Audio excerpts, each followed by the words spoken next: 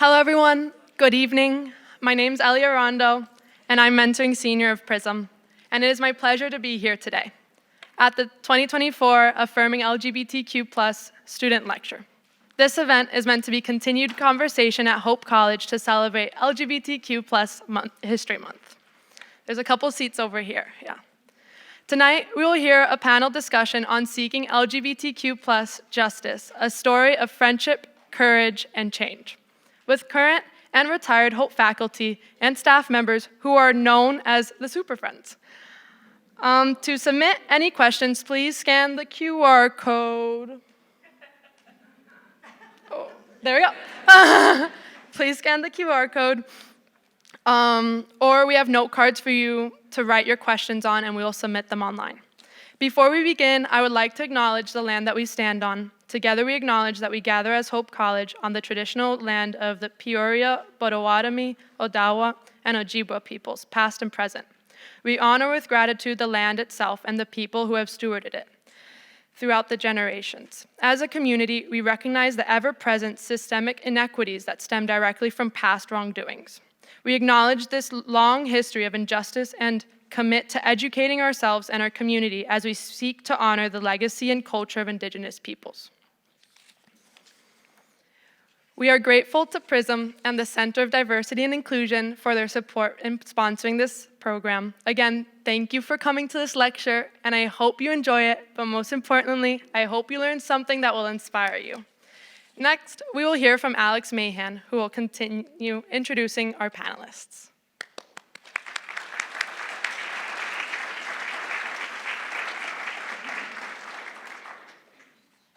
Hello, everybody. Happy sweater one day season and shorts the next. Happy to be here.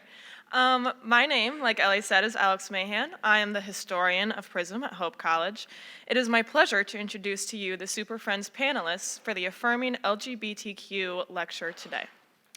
First, we would like to welcome Professor Michelle Bombi, who is a current professor of theater, the chair of department, and the executive artistic director of Hope Repertoire Theater.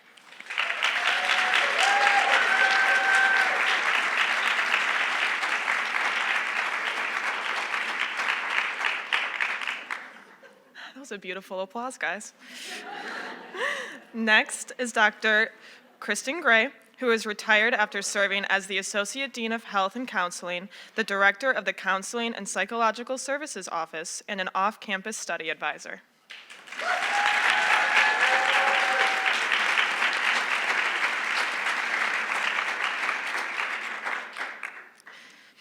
Please welcome Dr. Dee Dee Johnston, who is retired from the Communication faculty and was the Associate Dean of Global Education.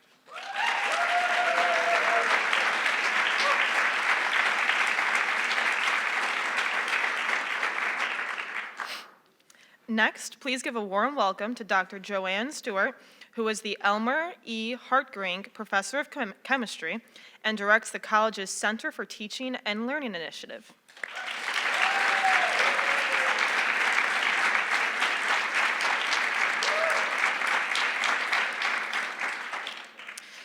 For our last and certainly not least panelist, please welcome Dr. Elizabeth Tremblay, who is retired from the English faculty and also directed the college's Focus and SOAR programs.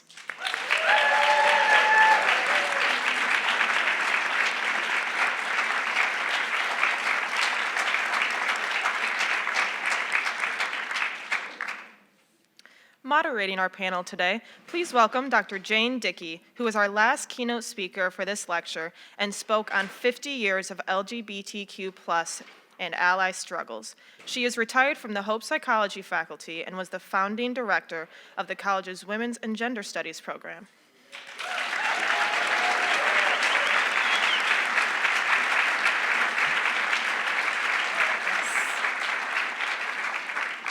It is such a delight to see, actually I have my own thing, right?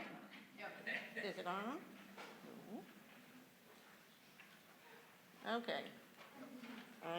There, got it, okay. Yes, good, okay. I'm wearing a t-shirt, and several of people are wearing t-shirts, and there are t-shirts in the back that you need to look at, because these were t-shirts designed by students over the years to make it clear that being gay was fine by them. And they had whole groups of people who wore them. They're really cute. You can look at them in the back. We begin with a brief historical context for the conversation that we'll be having today. 2009 to 2012 were crucial years when coalitions of alumni, faculty, and students petitioned the Board of Trustees to rescind their 1995 statement, which was discriminatory against LGBTQ plus people, and provide an open and affirming Hope College instead. Students organized Hope is Ready and helped organize community-wide Holland is Ready. Some faculty organized to create a new statement and collect stories of the experiences of being gay at Hope and shared those stories in a faculty forum. The instigating event occurred in the fall of 2009 when the administration under President Boltman and Dean Frost prevented Dustin Lance Black, a gay activist and award-winning filmmaker, from coming to campus to give a campus-wide lecture. Black was invited by a group of students working with English professor David Klooster. Other departments joined to co-sponsor the event. Some administrators, including the president, canceled the invitation with the words, "Hope is not ready," meaning not ready for controversy and national attention. The students and many faculty took strong exception to this perspective. The national media took notice of the conflict, much to the dismay of the administration. But for those involved in resistance, this was an increased public awareness needed to bring change. Professor Dave Myers, somebody, by the way, asked, where were the men, right? I swear to you, there were some Super Friends men, and some of them are sitting in the audience right now. I guess they weren't as brave as we were. No, they were good. Professor Dave Myers wrote a resolution which sought to remove the 95 Board of Trustees statement on homosexuality and replace it with a statement that would articulate common ground and respond to the challenges to internal morale and external reputation. Professor Myers asked Professor Klooster to review the document and advise him because, as David Myers said, "I respected him as one who had the courage to lead us in the right direction, while also embracing the college's identity and future. He was calm, judicious, and thoughtfully strategic. His support of our aims as the wisest among us, yet always with a gentle spirit, encouraged my support as well." End quote from David. Dave then invited faculty leaders to review the resolution, and the group included the folks you see up there, plus Chris Barney in biology, David Klooster in English, Brad Richmond in music, and I think that's it, David Myers. As we continue to work together for the larger project of making Hope College welcoming and affirming, Beth dubbed us the Super Friends. But there were many other Super Friends on the faculty and staff, some of whom it was dangerous for them to make their voices heard. Provost Rich Ray, in a meeting with the Super Friends, expressed curiosity about any actual discrimination gay folks had experienced at Hope. In response, the Super Friends and others like the Director of Counseling, Kristen Gray, collected 90-plus stories documenting the experience of being LGBTQ and allied students, faculty, and staff on Hope's campus. The document, Hope College Stories of Hidden Discrimination, Giving Voice to the Silenced, was distributed to faculty in March 2011 by the Professional Interest Committee, and they convened a faculty forum to discuss the document. Most of the faculty attended. The students recognized there was a very large number of faculty allies at this time. They also knew, seeing safe zone stickers on faculty doors, that gave them hope that they were loved and welcomed. Over the next 3 years, as we worked to create a safe, welcoming, inclusive campus, David Klooster, as we often said, the best of us, was stricken with brain cancer. This brought us even closer together as we rallied to support our dear friend. One of David Klooster's last emails, as his brain cancer was spreading, really expressed who he was, with a message that speaks through time to all of us in 2024. Every day I pray for strength, hope, and mercy, for peace and justice, and for the ability to honor God in all I do. Join me if you are so inclined.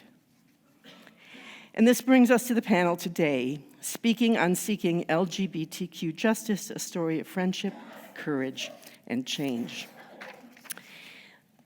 So let me just, here we go. So I will offer the questions, and I'm going to address them to specific panel members sometimes, although others, please feel free to jump in. So this question is for all the members of the panel. All of you, in one way or another, on campus or in the community, were engaged in supporting LGBTQ plus people. Then, at the time of the issues involved, we came together. What were some of the things you were doing prior to becoming a, quote, super friend, and what did it mean to you to come together to work as kindred spirits?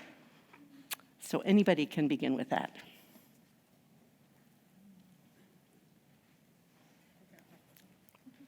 Hello. I just want to give a shout out to my department, the theater department. Lots of wonderful faculty and staff who always provided a safe place for our LGBTQ students. But we were doing brave work, I think, and so that's some of the things that we were doing. But individually, students were coming to me to share their stories. And so I was listening and feeling pain, you know, like when you're alone, you feel helpless, you don't know. And so I think that's what coming together for me meant, is that you were actually doing something. Because when you feel like you're not doing anything, that's when you fall into despair. So I didn't know what to offer these students except my ears. And a hug. So colleague Lorna Hernandez-Jarvis, then in the psychology department, and I at that time were training faculty and staff at Hope College. We trained 132 in total, faculty and staff at Hope College in intergroup dialogue. And also about 160 students each academic year were trained in intergroup dialogue. And the purpose of that is to provide people to develop the communication skills, to explore social identities, to explore social oppression of identities, to have difficult conversations in a context where people speak their stories, they speak from their own experience, and they're validated in speaking those stories and expressing those identities. And so at that time, that was very challenging work in the context when we were at that time. Hello, everyone.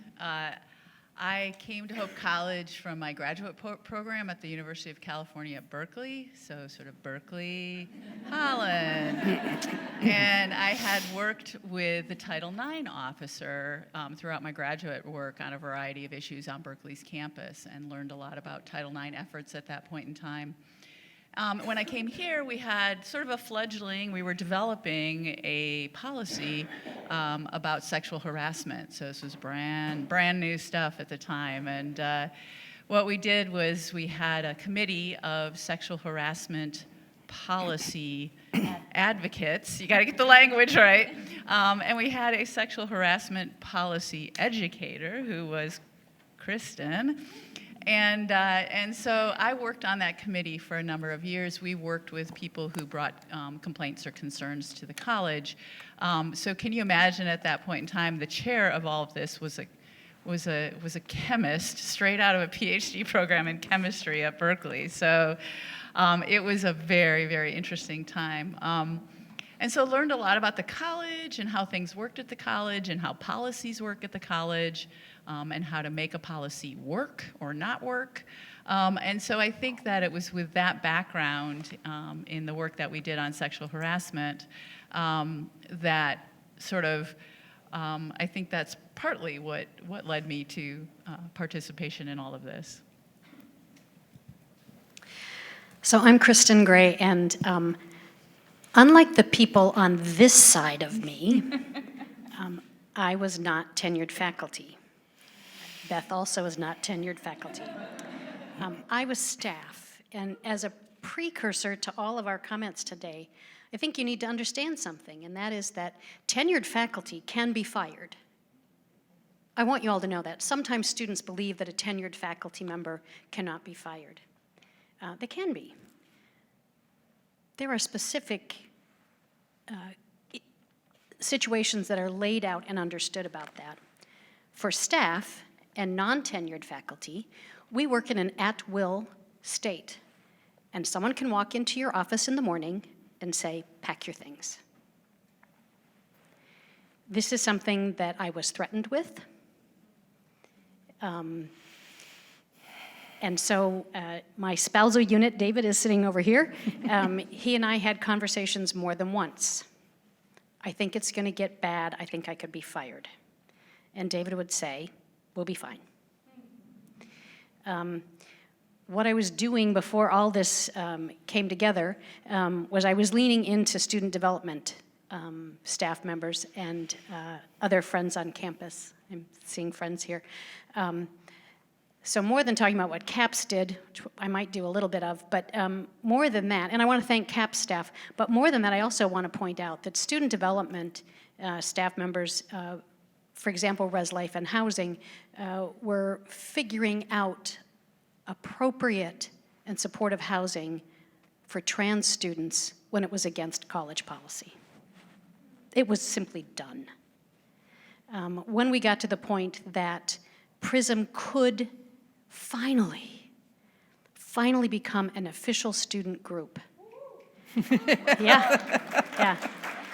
Ellen Awad said to me, it'll be the first thing on the agenda. Right? So that it wouldn't take a year to pass, and some groups did. So that division really did a lot of support, I think, for each other, as well as for the students. And I want to just say this very publicly, that Vice President Frost, on more than one occasion, probably saved my job. So CAPS was a place that was a safe space for students. And at one point in history, students wanted to gather. And we said, yeah, where would you like to gather? Because they didn't have a budget or permission to reserve a room, could not reserve a room, let alone get snacks or have events. But they said, we'd like to gather, and we'd like to gather Sunday evenings during the gathering in CAPS group room. So I'm looking at my husband over here. So for a couple of years on Sunday nights after dinner, I would pack up my stuff and walk back to the office, unlock the office, make sure that the coffee pot was on, open up the group room, and then disappear and close the door to my office so that students could come and meet. They did not have to be out to me. That was a very important value.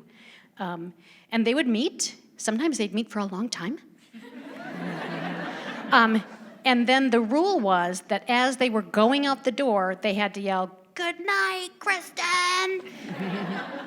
And then I would close up my things and slowly make my way out so that they all had time to get out of DeWitt and the big hallways before I would lock up and exit the office.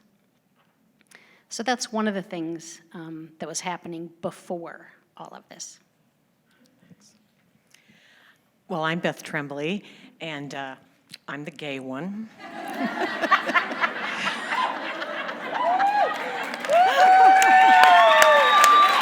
Thanks. And I'll just pause a moment and say 10 years ago, this was not even imaginable. When this all started, before this started, I'll tell you what I was doing. I was hiding. With the exception of one or two people and the fantastic English department, shout out to the English department, which was a safe space for me at that time, and most of my colleagues there knew. I was hiding. I had published multiple novels. I had won a national award. Nobody knew. None of that was in operation for me as promotion was considered or anything else, because I had gay protagonists, and I would have been fired, because not tenured for sure. I did not go up for tenure because I was warned multiple times by multiple people who were allies. It will destroy you. You will lose your job. If you don't lose your job, they will put you through, quote, a meat grinder, and I don't want to see that happen to you, close quote. Another high-level administrator said to me, what they did to Jackie Robinson when he broke the color barrier is nothing compared to what they will do to you if you try to go up for tenure. So I never did. But that was the kind of benign constant threat. And the not so benign constant threats coming from other places on the campus, which we'll hear about, was constant. So, I mean, it was just everywhere. So I was hiding. And I cannot tell you I wore this on purpose, this shirt, because the day that David Closter showed up as chair of the English department and walked down the hallway wearing this shirt, not this exact one, but this shirt, I thought, oh my God, I am not completely without help, right? And I, of course, had to get somebody to get the shirt for me because I was too afraid. And then I could never wear the shirt, which is why I'm wearing it now, because I was too afraid. But David sort of rolled into my office one day and said, so there's this group meeting, and we want to work on this policy stuff, but we thought it might be good if we talked to a gay person. Would you be willing? And I'm like, no. No. Who are these people? No. Anyways, it took him some convincing, and I met with this group of folks, and I kid you not, it was a week later, maybe two, when I, a lifelong Batman fan, I confess it, called them the Super Friends because of that old 70s TV show, which is on some of their shirts, because I couldn't even have imagined that anybody would risk their jobs, their promotions, sabbatical approvals, just being harassed on a day-to-day basis by whoever felt like doing it, would step up and try and do this work that was about me, not about them. And I wanted to say that right up front, that I'm not sure I'd be alive if it weren't for some of these people, but I definitely would not be sitting here now if it weren't for these people. So anyway.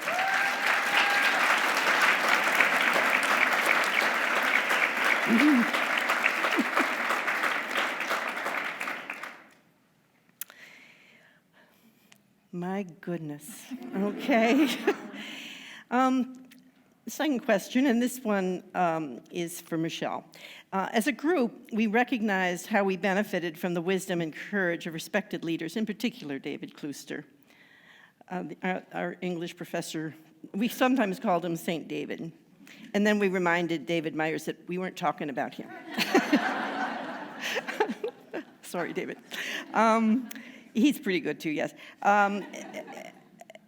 What was some of David's wisdom, and how can this help folks gathered here this afternoon as they seek to continue finding change? Well, I think one of the benefits was that, you know, we all came from separate corners of the college. So we had members of every division represented, and we each had pretty unique skills.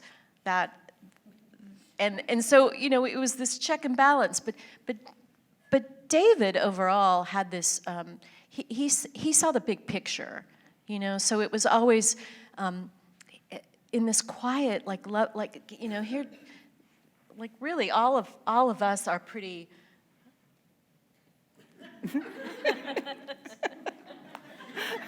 unafraid to speak, right? And David would always just kind of sit and listen, and then he would speak. And he had a way of I think crystallizing what some of our concerns were. And you know, I just want to say that what I neglected to say in the first round is that I was on the board of trustees, as was Joanne, and I was on the board when the statement on homosexuality was passed. And, you know, I stood up in that meeting and I mentioned the first name of every student that I'd had that had come out to me and had expressed their pain and sorrow. And I said, you know, at a time when these young people are trying to figure out who they are, who they want to become, that's hard enough. But now you're telling them they can't have their faith either. Like that was the part that really, you know, just got me. And I think that's all of us kind of came at it from another aspect, but having those skills in the room gave us courage, I think, and so I'll let somebody else, if anybody else wants to say anything about that. Okay. And let me see this. You can pipe in about the wonders of David Kluser anytime as we continue. The next question is for Dee Dee and Joanne, and it's, anyway, and it speaks directly to things happening, I think, right now in our culture. As we think about controversies, both then and on campus now, is debate and dialogue always helpful? What about the both sides-ism argument? Are there questions or ideas or opinions that should not be up for discussion or debate in a civil discourse? Does the concept of civil discourse preclude some topics, like someone's basic humanity, for example? Do the choices we make regarding expenditures of time and money and platform and power matter?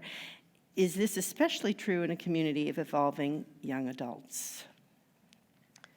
So the panel has given me 90 seconds to answer that question and solve that for y'all. So no problem. We're timing. So what I would say from a communication studies perspective is that debate, discussion, and dialogue are very different things. They're different modes of communication. And as a communication strategist, which is what you all want to be going forward as we address this election and the aftermath of whatever happens in a couple of weeks, is to think about your communication goal. What is your goal? So if you have a protest raises awareness. It does not increase understanding.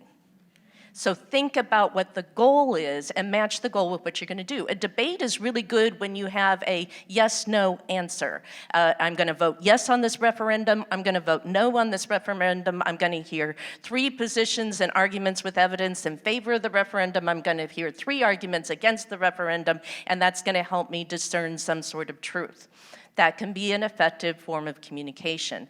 But when you're talking about identities, you're talking about people, you're talking about the complexities of identities within a social and cultural context that marginalizes and oppresses people, debate is not something that is useful. It doesn't meet the goals. So if you want to promote understanding, promote conversation, and we have to, people, start talking across these divides. We have to start talking to the people that we disagree with, or we cannot move forward and solve the very complex and species-threatening complexities and problems that are facing us today. And that means dialogue. So dialogue is something where you sit face to face, eye to eye with somebody with whom you disagree, and you have a conversation where you validate the person for the beliefs that they have. And that's a very complex thing that would take me more than 90 seconds to explain. But it is possible that you can validate a person even when you disagree with what the person thinks. You can validate them as another human being. There are all sorts of ways to do this. Like, wow, you're really passionate about that idea, aren't you? Even though I think you're nuts. So there are ways that we can start to communicate to build those bridges. So maybe I'll add a couple more personal notes. Dee Dee sort of said that we talked briefly about free speech and the importance of free speech, and she emphasized the fact that free speech does not come without responsibility associated with it. And so I think we've had some real challenges. So I've learned a few things.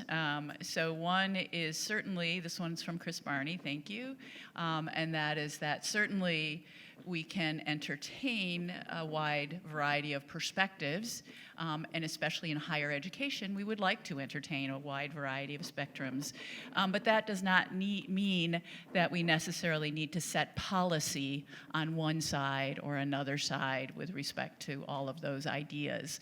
So I think historically that's something that we've really we've run into problems with at Hope College. Is sort of codifying things which we should be instead discussing and talking about. And so when we get together and we talk about, well, it's really important that we agree to disagree on these various things. You know, we can agree to disagree, but that does nothing to fix or to change those things that are codified. Another thing is that thanks to my friend Beth, that there can be certainly things where there are a variety of perspectives shared, but I can make the choice not to be there. And there were a number of times historically in this where there were things that I knew I would not be able to be in the room for those things, and I always felt I had the support of my friends to say, nope, you can take a pass on this one. So I think that's an important thing to understand. And then there were some things that were egregious, all right? So there was an Anglican bishop, not from this country, from another country, who was invited to speak at the gathering, as well as to speak at Western Theological Seminary, who in his home country had done several things. One was to promote laws that would jail LGBT people for life, and also promoted the death penalty for people with HIV. And he was invited to speak on Hope's campus, and he did speak on Hope's campus. And that was a really, really difficult situation. And even on top of those issues, he was promoting schism in the Anglican communion, which has caused immense pain, especially to many people in the United States, without going into the history of all of that. And so we went, some of us didn't go, and we went with the president at the time, and we sat holding hands with the president, and listened to this person, and the president said, if he steps in the wrong direction, I will shut it down. Name the president. It was President Knapp. And so that there was a situation where, you know, I'm an academic. I've worked in higher education my whole life. I want to support free speech, but there are, for me personally, there are some lines. Okay, thank you. And we among ourselves had discussions about these very matters, so we weren't all in agreement. Did you want to say something, Kristen? I just conferred with my friend Beth. Okay. So when we talk about power and platform, to me, a moment that happened around the time of the Dustin Lance Black thing. I don't even have language for that. The then dean of the chapel, Ben Patterson, from that place of worship, said about the LGBTQ plus and allies at Hope College that it would be better if a millstone were hung around our necks. Complete that verse in your head. There was some laughter about that at the time, but I will point out it's a death threat. And so that was taken very seriously by some of the campus, and it was brushed off by some of the campus. But when we talk about power and freedom of speech, I think when you have that kind of power and that platform, for me, there's an even higher standard. And then bringing that particular biblical text, which also for some people, because it is a biblical text, has additional power, I think is particularly problematic. So moving on to the next question. Many faculty, staff, and administrators claim to believe that LGBTQ folks at Hope were treated well. To illustrate this, that this was not so, we collected stories from the Hope community members that showed a pattern of maltreatment. How did sharing these stories impact the behaviors of those who read them? How did the stories change thinking and feelings? Can you give some illustrations of impactful stories that it was important for the campus to understand? And what do you think the importance is of collecting and sharing stories for Hope College community going forward? And this question is specifically for Kristen and Beth. So I'll start. As an English person and a creative writer, I think stories is where the heart of a lot of experience lies. Of course, statistics are important. Of course, gathering social science and scientific and sociological information is super important. But somehow that all kind of remains in your brain and doesn't quite hit your heart in the same way. And so we need stories to bring these things into our hearts in different kinds of ways. And so collecting those stories, I think, made a lot of the reality of what was happening at Hope College to faculty, staff, and students real. So I couldn't really speak to how those stories changed any individual who read them or heard them unless I had spoken to them. But I will say two big things. One is that they could no longer pretend there was not a problem. We knew, they now knew there was a problem, and they knew that we knew that they knew. And that changed the dynamic, as you can imagine, in a lot of ways. Oh, there's not a problem. Couldn't be said anymore because the faculty had read that there was a problem. And so that was, I think, a huge turning point in the way the conversation would go. Not necessarily always positively. I think it also amped up the threat a little bit, right? The claims, false claims couldn't be made. We had proof. The other thing I will say is that I know from telling my own story to people once I decided to come out, which was a little bit later, and started telling people things like, you know, I can't have my family photographs up in my office. My spouse isn't there. I got a lot of pictures of my dogs. My niece and nephews are there because that's read a particular way by particular people about who I am, right? I'm incredibly good at twisting pronouns when I need to. And then, as I told you before, I would tell people about the books, the award, the inability to go for tenure. And I would watch people react to that. So I can tell you from telling people those stories, one, that many people had no idea, really, and that's okay, because how would you if you weren't living it? You don't know.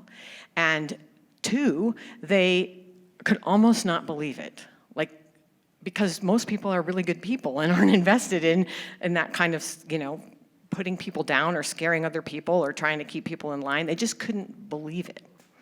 So I think those were the two big impacts. It couldn't be denied, and people started to really get it. So from the English to the therapist, right? So stories. It's what we have, right? So interesting to be sitting with students who were not out, who had been hurt, and to say to them, if you would like, you could share the part of your story that you would like shared with faculty. We will, I will work with you to de-identify it, and that will be shared with faculty. That was an amazing therapy. I don't think I've ever talked to you guys about this. It was an amazing therapeutic gift to give to those students. I want you to think about, I worked with a student who was so afraid.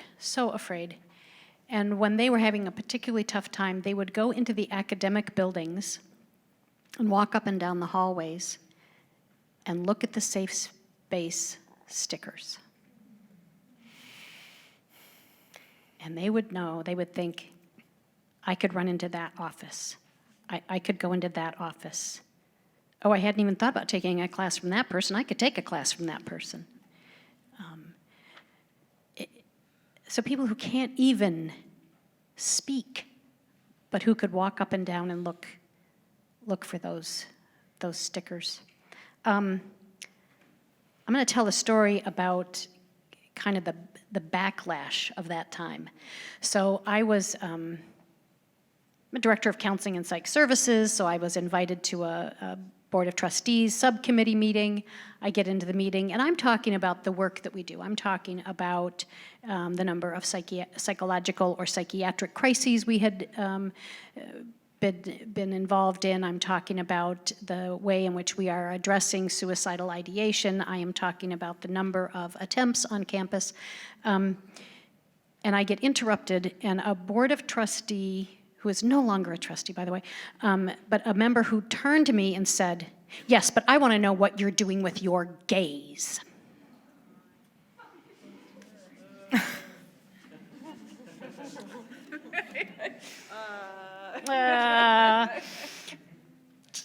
Yeah. And so I said, "Can you, excuse me," and I'm a therapist. Could you rephrase that for me? I don't think I quite understand what you're asking.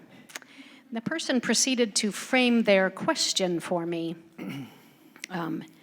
And Kristen Bachniak, one of my emotional support colleagues, is in the back, knows that I have a tell, right? When I'm about to lose my shit, this is what I do. I ground my feet. I start organizing the things in front of me because that's what I can control. So far, we're okay.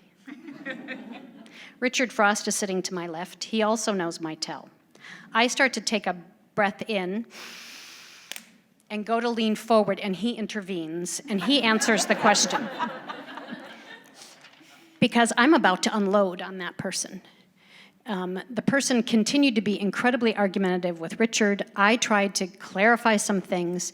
It got so heated, and in the midst of the discussion about was there a place for, apparently, my gays, I don't know where other people's gays were going to be involved, but the student Congress representative came out. Yeah, I heard someone said shit over here. Absolutely. Absolutely.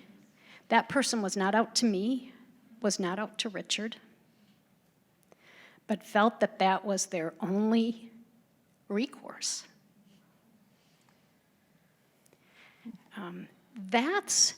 That's where this was. And I'm retired and really pulled out of this.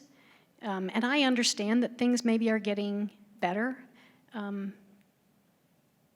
but it's important for us to know kind of the level of pain and that it was coming from all levels. I think sometimes when we talk about harassment or students being hurt, we think it's other students. I do. I think faculty staff, we like to think, well, that's probably an unintended comment that was made by another student. And it's not. So, I also, the other question about what happened with the stories, I think people felt empowered by the stories, and I think there were people who think they were made up because they could not allow themselves cognitively to accept the idea that this place that is so beloved would hurt someone. Many someones.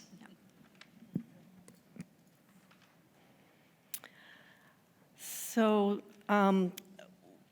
with that, I think we're going to go to some of the questions that you have been asking. Yay for you. Thank you for asking these questions. Let's see. Jane, What? while you You have something you want? while you're thinking about Okay. that, I just want to say really quickly, as Joanne and I are the two people up here that are still standing, and I just want to say, like, yes, there was a great deal of pain, and there was I'm so thankful to still be here and be able to see the change that has happened, and to be able to see all of you here in PRISM and be able to have your group, and to be able to have Bible studies, and to be, so that's you don't always get to do that. I remember asking Jane, how do you continue? There were so many times during this that we were just feeling hopeless. And it's like, I asked you, I said, Jane, how do you, and you said, it'll get worse before it gets better. And it did. But we are in a different place, and I just want to thank President Scogin. I think he's made a real difference in allowing that, because it comes from the top, and so. And I'll add in on that as well. So all of the things for which I had been vilified for all those years, last year I got an award for.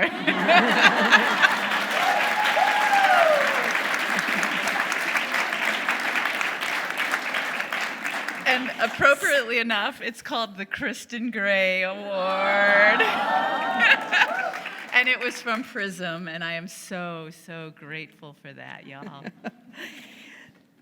So going to some of the questions that folks are asking, here's one question. How do you build the resilience to keep the motivation and push through the numerous barriers in the way of continuing such emotionally charged work?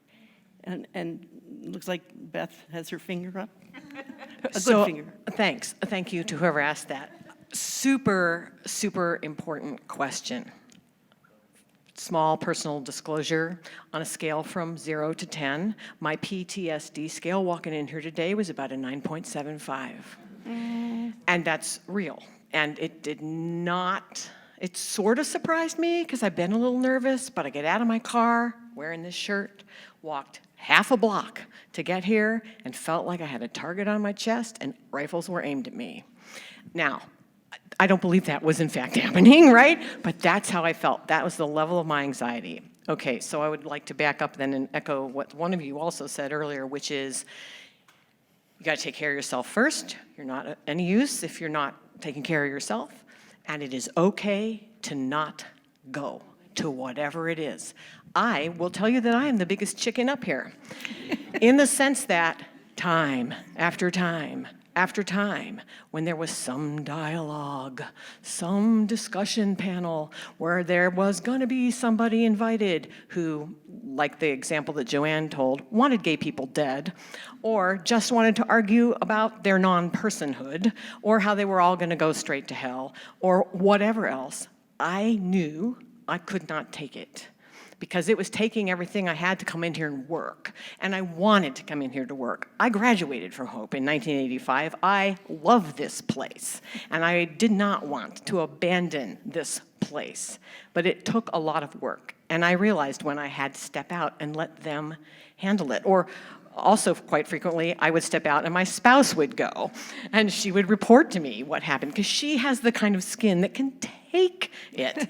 I am a sensitive soul and I can't take it. So know who you are. Do not force yourself past that limit. And then you can come back to do your thing, whatever your thing is, another day. That's my biggest response. We're just going to keep going down the line here. So I would say that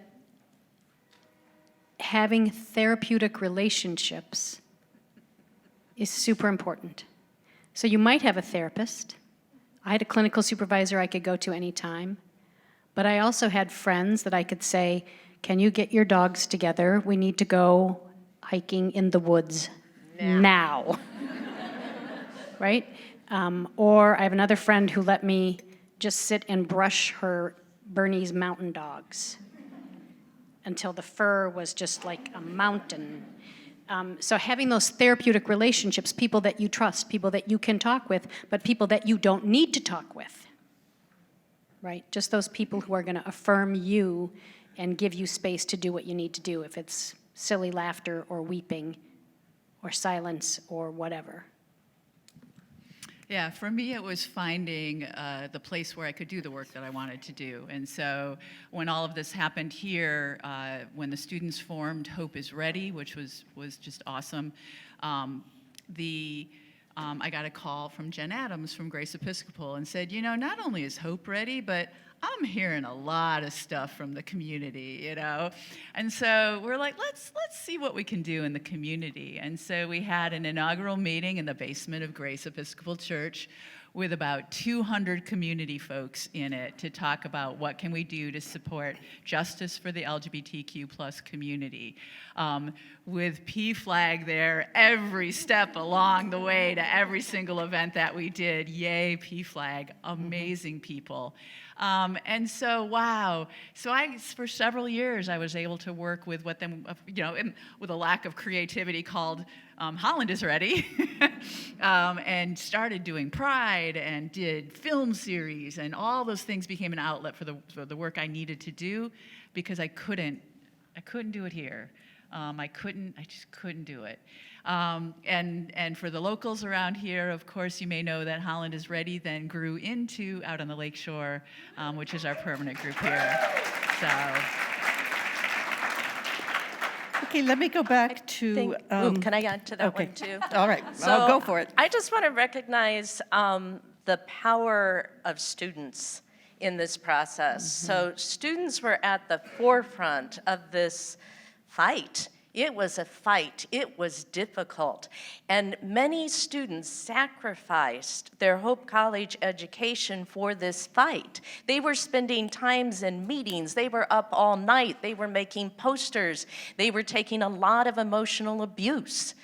And I saw, you're paying a huge tuition to come here, and you're not able to really avail yourself of the Hope College education that we promised you because you're having to do this fight. And so for me, that was when you get knocked down again, that's why I got back up. And then it was also watching what happened to colleagues that I cared dearly about, loved, and seeing things that happened to them. And that again, you get knocked down. Who am I to stay down at that point? You've got to get back up. You've got to stand by people. You've got to stand by the people that you love that are fighting for justice. And I'll just real quickly say, you find your people, and these people are who we went to when we thought we couldn't go anymore. I want to give a shout out to Hope Church and Grace Episcopal, who really gave us a faith home when we felt like we didn't have it here on campus. And if you're me, you cry. So I'm going to move on to a different question here. Thank you for those things. To everybody, what is your hope and vision for the future of Hope, and what changes have you seen in the last few years that you pushed for years ago? And I'm going to start by answering with my own response, because I see Board of Trustee member Vicki Bruin, who's on the executive committee here, and she's a lawyer, she's a Hope alum, and she wrote the policy that the board finally accepted that got rid of the 1995 thing, and said, and this is important for everybody in the community to know, that that everyone is to be treated equally based on a whole range of things, including sexual orientation and gender identity. And not just in say student activities or whatever, but it applies to every aspect of the college. So if you see discrimination or experiencing it, that policy protects you, that was adopted by the Board of Trustees. And a shout out and clapping for Vicki Bruin.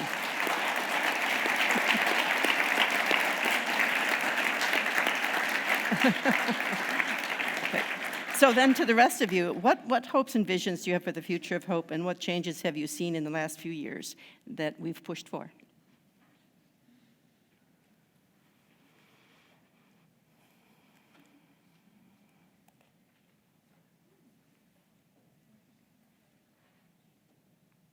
Nobody? That was a big one. Okay, Dee Dee, did you have something? I have a few.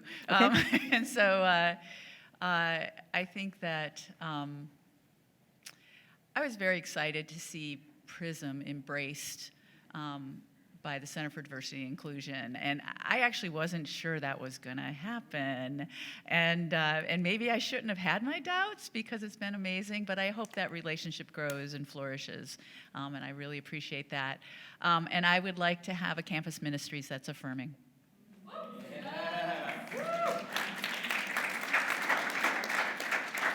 I was going to echo that as well in terms of it is a dream come true to see the support through Javon's office, the campus ministries, the administration, the president, the board of trustees. This is a new day for Hope College, and this is absolutely, the fact that we're here and we're able to even speak and tell these stories is still, I think we're all sort of shocked that this is happening. Yeah. And I think there's going to be more to come. I think that the PRISM and Javon's office has just been extraordinary. Cultural diversity and inclusion going way back to Wesley Poitras and Vanessa Green have worked to slide in LGBTQ things. They went to conferences and they saw that other campuses were doing that, but they had to do it kind of under the radar. And now Javon and his staff have taken the step and are embraced, I think, by the college, supported by the college, and we just need to give them a lot of support. The other thing that they do by putting LGBTQ into the whole group of students there is that it emphasizes intersectionality. The lecture last week on disability, they were clear to say, and by the way, some disabled students are also gay, or people of color, so to understand the intersectionality of all that, their office has done incredible work on that, and I think that's really important. Oops, I lost it, sorry. Okay, to Beth, how does it, this is a big clap and a hug for you, Beth. Beth, how does it feel knowing that even when you were hiding, in quotes, the students who saw themselves in you felt seen and validated by your existence at Hope College? That's the reason I stayed. Truly, that's the reason I stayed. And I won't tell the stories, or certainly wouldn't mention names, but I know two who are alive because they found me, because they came and found me. And that's not about me, but it is about being the gay one, right? That's how I started. I had a student come to me just 2, maybe 3 weeks ago and ask, this is not a student I knew, I've been gone since 2019, okay, but I'm teaching one class right now. So this student contacted me and found me and said, can I talk to you? It's about gay stuff. I mean, basically. And I said, sure, and we talked, and then I said, is there no one else? And that person said to me, there's no one else. There is not an openly out faculty member on this campus right now. And I said, is that true?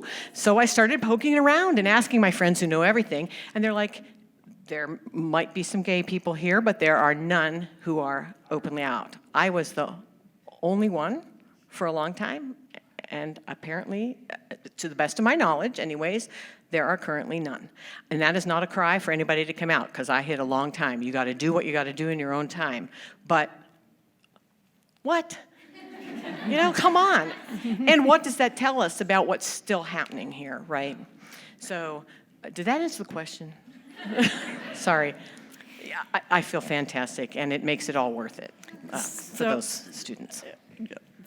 So this is a shout out to all of you folks sitting out there, especially faculty and staff. It says, which faculty and staff would you consider the next generation of super friends at Hope College? So just for all of you to know, will you please raise your hands if you would be considered a super friend right now?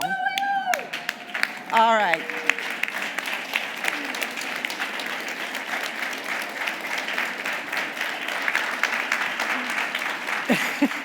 There you have it. We will have your T-shirts at the back. Okay. Does anybody want to say anything about that?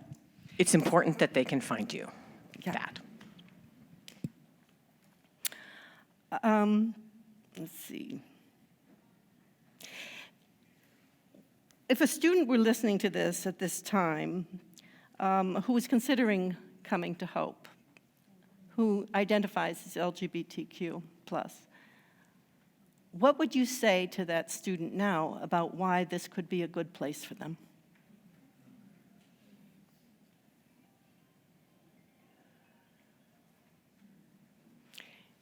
You should talk about that email we got from the student who graduated. Awesome research experiences in the sciences.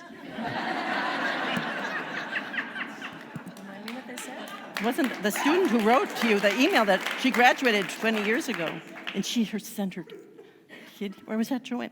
Joanne, who was the student that wrote to you? She graduated 20 years ago. She's gay. She and her partner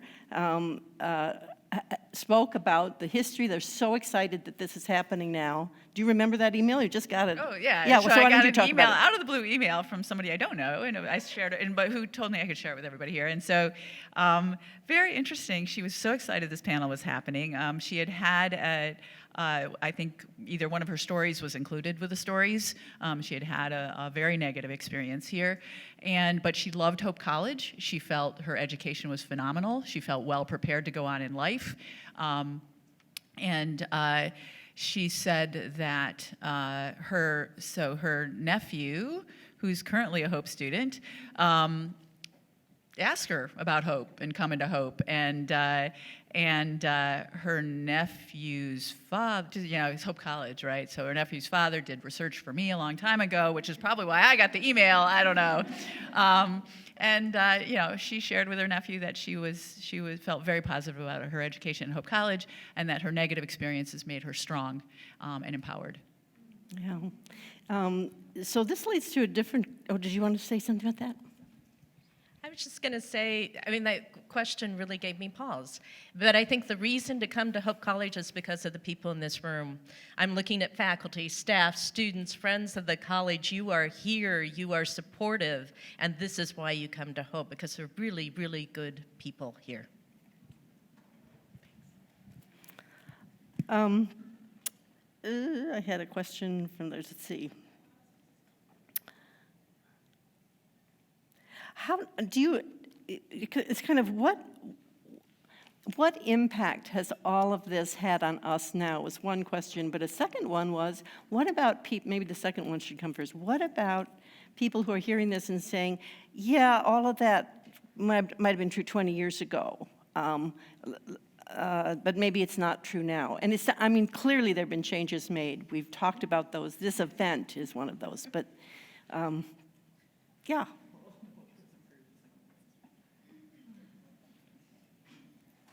Any thoughts? Say the question. Let's see, what was Margot, highlight the question I asked. Let's see. No, I'd know that one. Never mind. Mine said I have a one-word answer, vote. Oh, okay. Okay, let's see. So I think it goes back to do we believe that these stories Yes. that happened in the Oh, we're past gone. Yeah, continue to happen now? I've been out of the work for a handful of years now,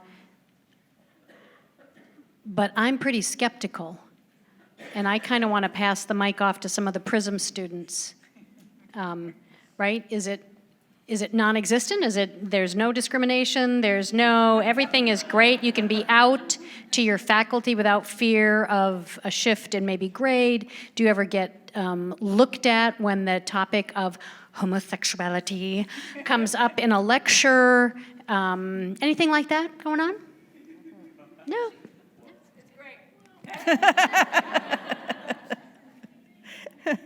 Well, that's, pain is pain, right? So there's different levels, but there. Still a lot of work.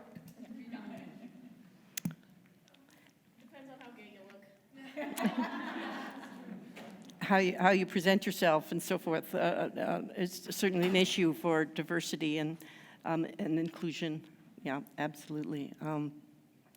Let's see. I'm lippy. I'm also going to jump in and say that it's not just the LGBTQ plus students, right? This would also be our students of color. This would also be our international students. This would also be our differently abled students. right? And their allies. I can tell you stories, and I won't, of straight white males who are allies who have spoken up in groups and classes and locker rooms and other things and suffered for it.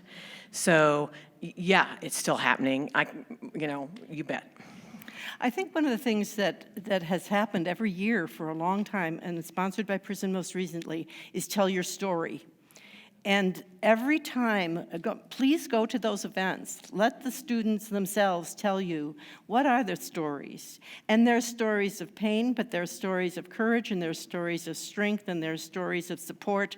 All of those stories will be represented, I think, and that would be really helpful. Go to events that are sponsored by the MSOs. Hear what the students are saying. I think those are the kinds of things that really help. To sensitize and to make this a healthier place. Just the last thing, then, if there's something you haven't said, y'all, if there's one thing you want to leave this group with, what might that be? And you don't have long to wait. Time is moving on here. So we've been having this flurry of emails over the last week or two, and I haven't weighed in very much on those because it takes me a little bit longer to process and think about what has been said. And so one of the things we talked about is that, this was not just us, right? I mean, there were so many people on campus that were engaged. And in fact, we had some private reasons for being a tight group of friends. We had a number of personal issues we were dealing with that made us a tight group of friends. And so, but certainly by no means were we the only ones doing this work on campus. And so one of the email things that was going around was like, in fact, some people felt that as a group, we were trying to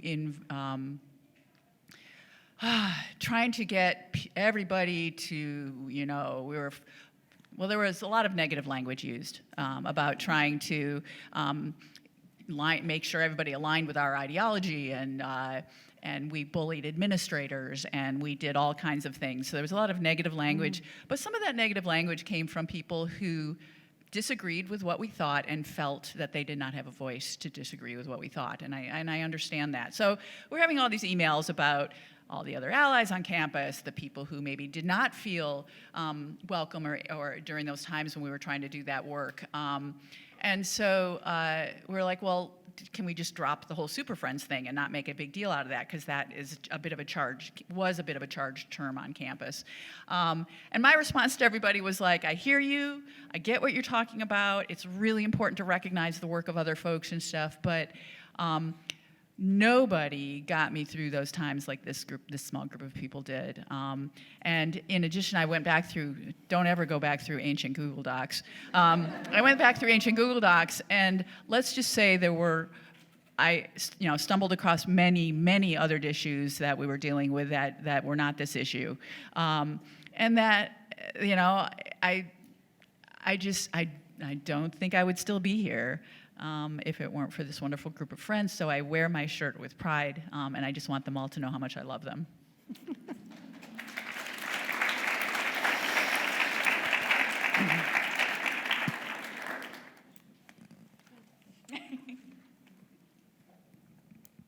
Back at you, Joanne. It's, I don't have anything else to say. Thank you. Thank you for being here. So this afternoon, I was thinking about the beloved community, as one does when one is retired, sitting at my kitchen table. And the things I was thinking about was that in the beloved community, we are a resource for each other.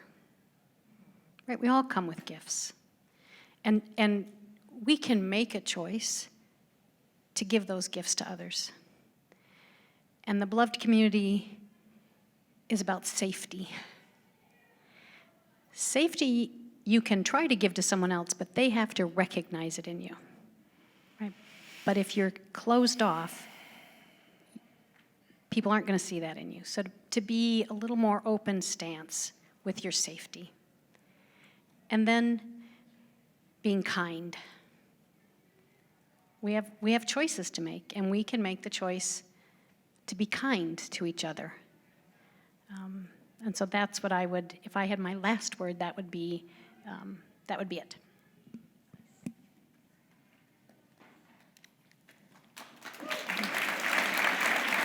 Anyone else?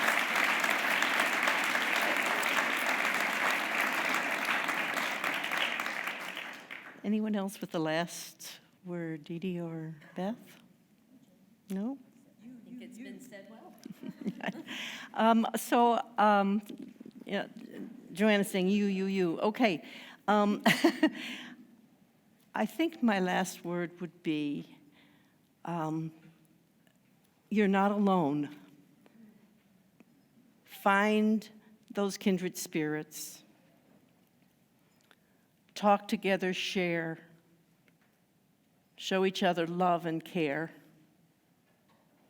Make a plan. Be strategic. And be brave. Because you're all together. And if I got to say whose side God is on, I understand that God loves us all.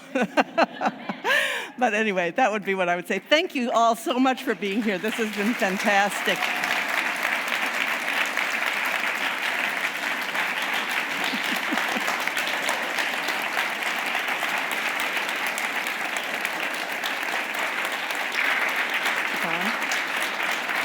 Stay here. Stay here.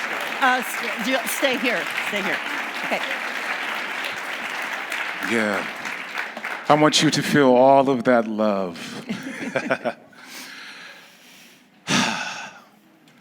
This is exciting. Something. Thank you so much for the gift of your presence. Thank you so much for the gift of making what has not always been known, and now part of Hope's history and responsibility. I feel the burden in all the appropriate ways. And I thank you for your labor of love and the way that you love on students at a time of need. And for that, I'm forever grateful. And I think we are as a Hope College community, aren't we? And I think the other thing I know is that progress or change is not permanent. It doesn't just happen on its own. Mm-hmm. And so it's all of our responsibility to be active actors in ensuring the physical, emotional, and psychological safety of all of our members. And I'm concerned right now, and when I think about our national climate and my responsibility to guarantee safety in spaces that I don't feel like I can validate to be safe spaces fully, right? And so that's the work, that's the burden. And we're going to do what we have to do. And so I thank you, super friends, super friends. Yeah, again, for your labor of love and the ways that you have cared and protected such a vulnerable but beautiful community. And it is a gift, let me tell you. We are in our 4th year of Bible Pride.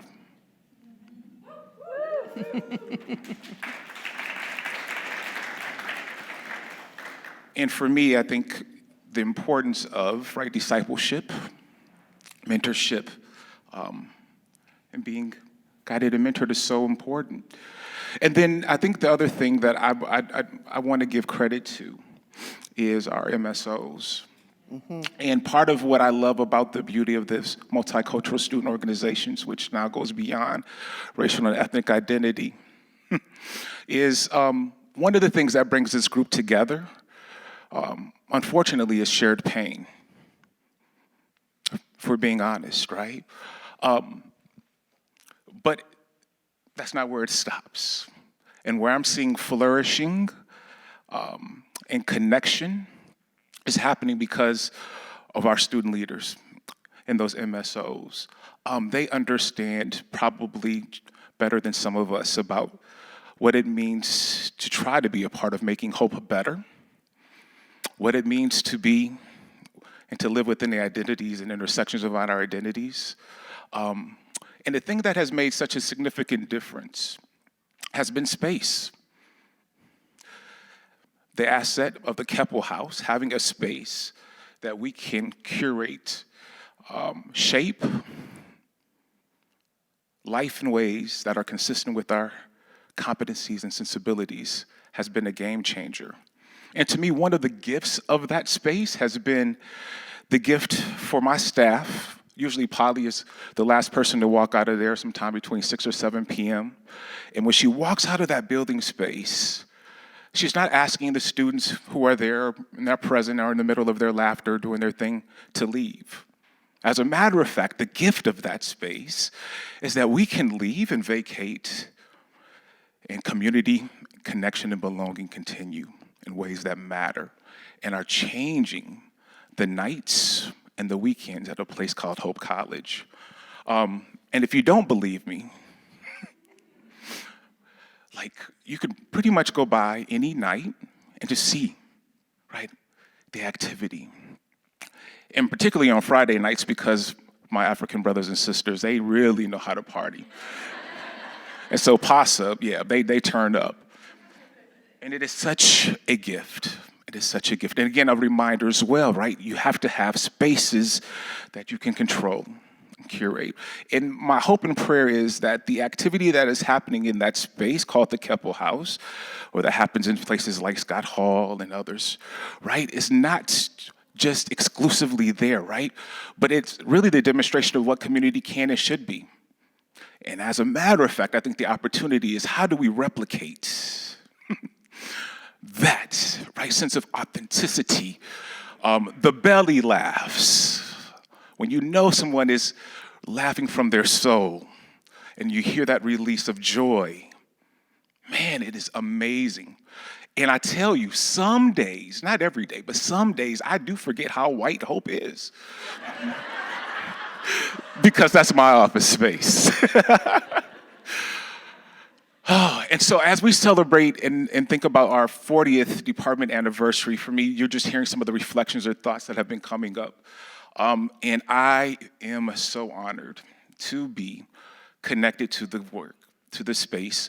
And really, I feel like in this point of time, in my leadership, has just been to be a good steward, because the harvest has been there. You all did the labor. And I'm so glad that you get to witness and get a glimpse of hope being a little bit better. And guess what? We're not done. We're not done. And the work and the ways that our students are living in authentic, full community, oh, believe me, as that is becoming lived in their bodies, they're not going to be willing to compromise or to shrink themselves in ways I think sometimes that they have. And that's the thing about being in spaces where you are affirmed. That's about the thing about being in the full expressions of our authentic selves. And I think having full agency. Man, once you feel that in your body, anytime you don't, my question to students is, what is telling you that you're smaller? What are the conditions, right, that are creating those experiences? And why is that important? Because sometimes environments do that. They shrink people. And so I'm just glad that to be in a space where good community can happen. And so one final announcement before we leave here, and we just wanted to make this public.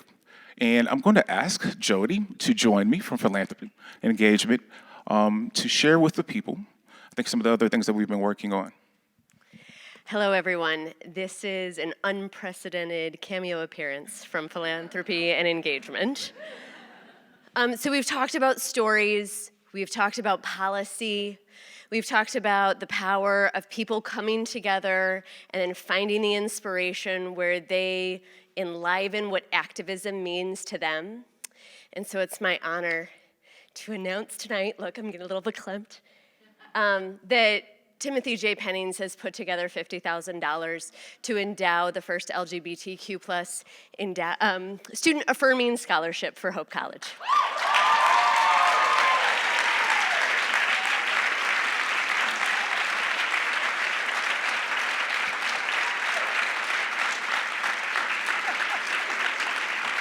Oh, you might want to stand up for that one, y'all. What? Yes.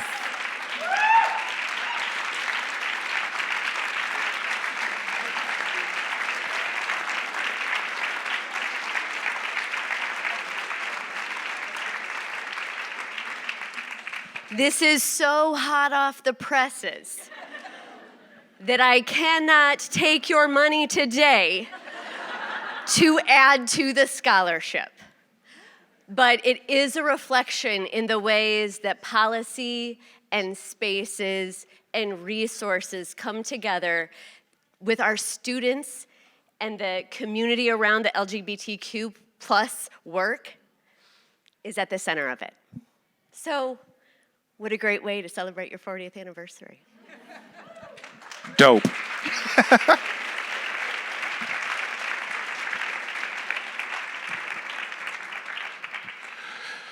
So with that, thank you all so much for the gift of your presence and being a part of these diversity lecture series.